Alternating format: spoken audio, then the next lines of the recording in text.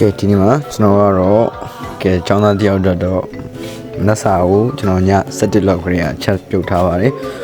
မီးရပြတ်တဲ့ကြောင့်ညပိုင်းမှာအလွယ်ကူချက်ပြရမယ့်ဟာလေးပဲချက်ပြပေါင်းတော့ကျောင်းသားကြီးတော့ပတ်စံအသုံးဖြုံရေးမကြည့်ဘူးလေဗျာလိုဟင်းကြီးချွေတာဘူးလေရေးကြည့်ပါကျွန်တော်ပန်းလုပ်လေးကိုဦးနာချွေထားတယ်ဒါဆိုရေးစေးဖို့အတွက်ပြလို့ထားပါတယ်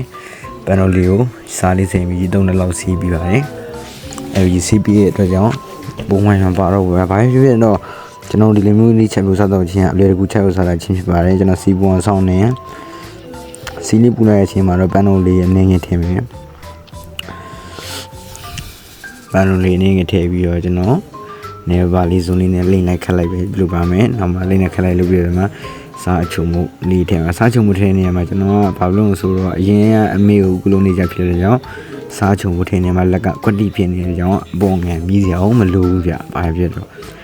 ဟင်းချတာလေးနဲ့လေးကွာနာပါရဲမှာပါရပေါ့ဗျာဒီမျိုးချက်သားလေးရပြန်ကျွန်တော်အဲ့လိုတနေ့တာလေးရောမနေ့ပိုင်းလေးအဆင်ပြေသွားရမနေ့ပိုင်းကျွန်တော်ကြောင်းပါဆိုကန်နီးသွားရအချိန်မှာသုံးမှုပြုံးမှုတော့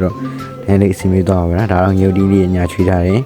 ညိုတီးညာချွေးပြီးတော့ကျွန်တော်ထောင်းမှုပြုလုပ်ပါတယ်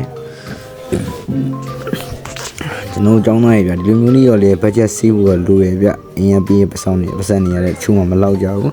ညိုတီးထောင်းပြရလေးကိုကျွန်တော်ပန်းတို့စီပူလေးကိုလိမ့်နေ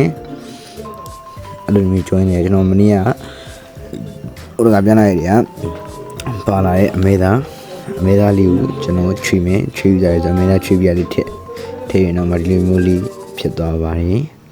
ပြည်သက်ကြီးအဆုံးလေးလိုက်ကြည့်ပြီးလို့အားလုံးကြည့်တယ်မနောက်ထပ်ဗီဒီယိုလေးအစ်တင်နဲ့တီးအောင် channel လေးကို subscribe လုပ်ပြီးခေါင်းလုံးလေးနှိပ်လိုက်ကြပါဦး